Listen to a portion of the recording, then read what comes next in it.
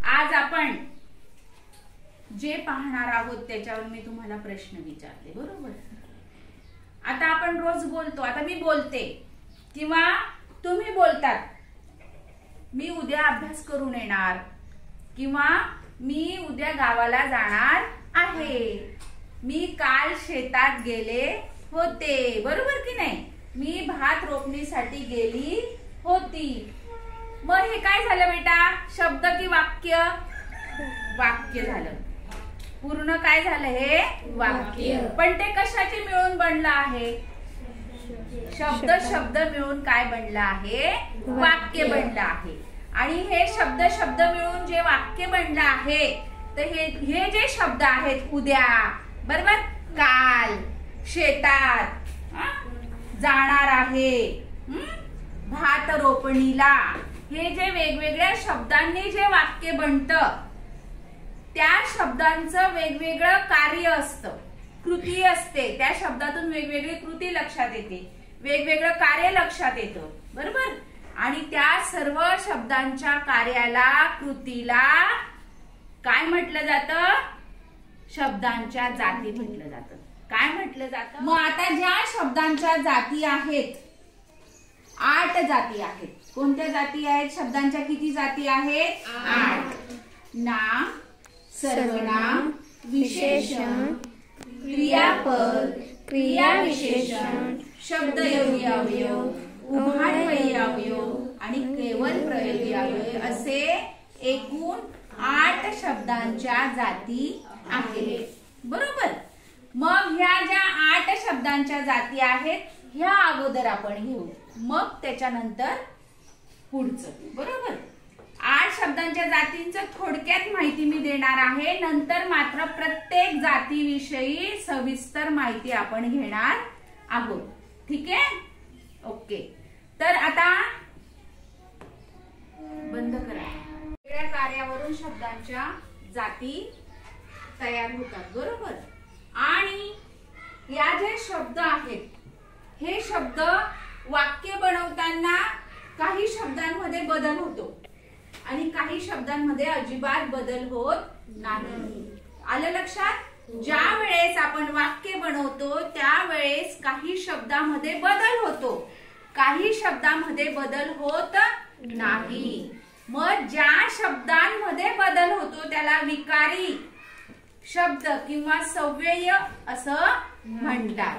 आणि ज्या शब्दांमध्ये बदल होत नाही त्यांना अविकारी शब्द किंवा अव्यय असं म्हणतात. आलं एवढं लक्षात? आता शब्दांमध्ये कसा बदल होतो? शब्दांमध्ये कसा बदल होतो? मी शाळा जाते. काही समजलं तुम्हाला? मी शाळा जाते. काही समजलं? मग कसं वाक्य येईल आपलं? मी शाळेत जाते. शाळाचा शब्द बदलला. शाळाचं काय झालं? शाळेत. शाळाचं काय झालं? शाळेत. मी लिझन गावा जातो. समजलं काही? मग काय येईल? लिझन गावाला जातो. म्हणजे गाव शब्दाचं काय झालं? गावाला बदल झाला. मग काही शब्दांमध्ये असा बदल होतो त्याला काय म्हणतात? विकारी शब्द.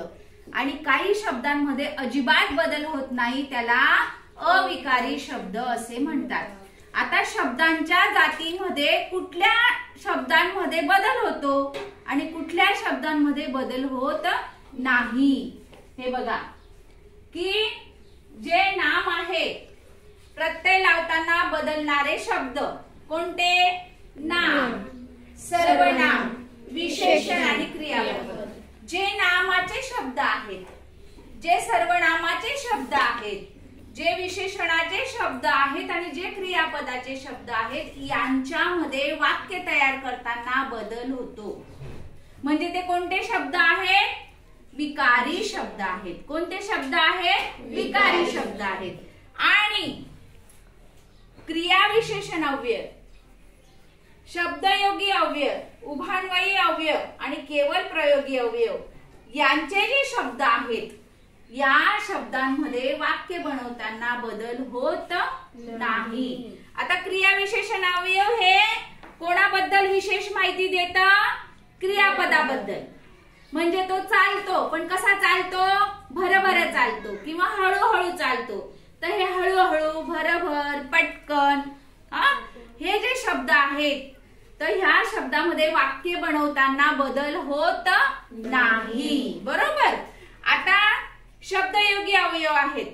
शब्दयोगी अवयव हे काय करतात, काय काम करतात की शब्दांना बहुतेक करून नाम किंवा सर्वनामाला जोडून येणारा कसं की घरासमोर, पुस्तकाखाली, हे जे शब्द आहेत, हे जे शब्दयोगी अवयव आहेत, या शब्दयोगी अवयवाच्या शब्दामध्ये बदल होत नाही.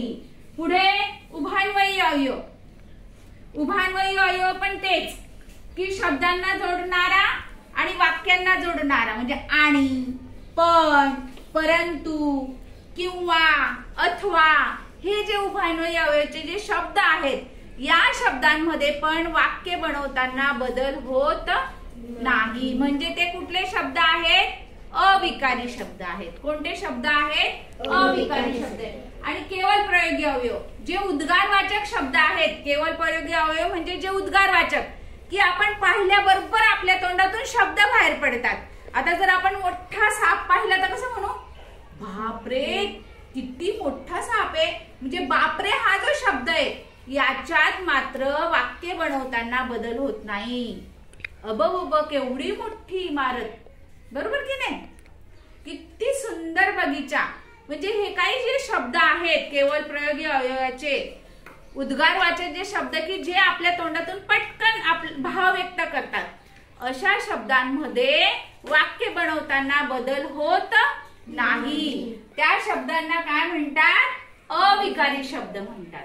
आता एवढं समजलं तुम्हाला की विकारी शब्द आणि अविकारी शब्द, की ज्या शब्दांमध्ये बदल होतो त्यांना विकारी शब्द. बरोबर. आणि वाक्य बनवताना ज्या शब्दांमध्ये अजिबात बदल होत नाही ते अविकारी शब्द. ठीक आहे. आता प्रत्यय कोणाला लागतो? प्रत्यय कोणाला लागतो बघा. मी इथं उदाहरण दिलंय, कल्पना दुकानात जाते. समजलं का काही? नाही. तर कल्पना दुकानात जाते तेव्हा समजलं की नाही? हा त काय लावला आहे? प्रत्यय लावला आहे. त काय लावला आहे? प्रत्यय. गाव, गाव, गावाचे. बघा, गाव ह्या शब्दाचं चे प्रत्यय लावताना गावा हा शब्द झाला. बरोबर की नाही? आणि चे त्याला काय लावला आहे? प्रत्यय लावला आहे. शाळा, शाळेला, ला. आता शाळा मूळ शब्द काय आहे आपला? शाळा. आणि वाक्य बनवताना ला प्रत्यय लावताना काय झालं? शाळेला. बरोबर की नाही? म्हणजे ह्या शब्दांमध्ये वाक्य बनवत असताना बदल झाला. म्हणजे हे विकारी शब्द आहे. म्हणजे ह्या शब्दांना काय लावलाय आपण? प्रत्यय लावलाय. प्रत्यय कोणाला म्हणतात हे सांगितलं मी. ला, चे, त. बरोबर की नाही? हे काय आहे? प्रत्यय आहेत. म्हणजे नाम, सर्वनाम, विशेषण आणि क्रियापद याचे जे शब्द आहेत, या शब्दांमध्ये काय होतो? बदल होतो. यांना प्रत्यय लावलं जातं आणि त्यावेळेस बदल होतो. म्हणजे आपण प्रत्यय न लावता वाक्य बनवू शकत नाही. परंतु काही जे आहेत, काही जे शब्द आहेत त्यांच्यामध्ये अजिबात बदल होत नाही. जसं मी तुम्हाला सांगितलं, क्रियाविशेषण, शब्दयोगी, उभयान्वयी आणि केवळ प्रयोगी मधले जे जे शब्द आहेत, तुम्हाला शब्द पण मी सांगितले की त्या शब्दांमध्ये वाक्य बनवताना बदल होत नाही. आणि मग हे पक्क लक्षात राहिलं, विकारी न विकारी. ठीक आहे. ओके.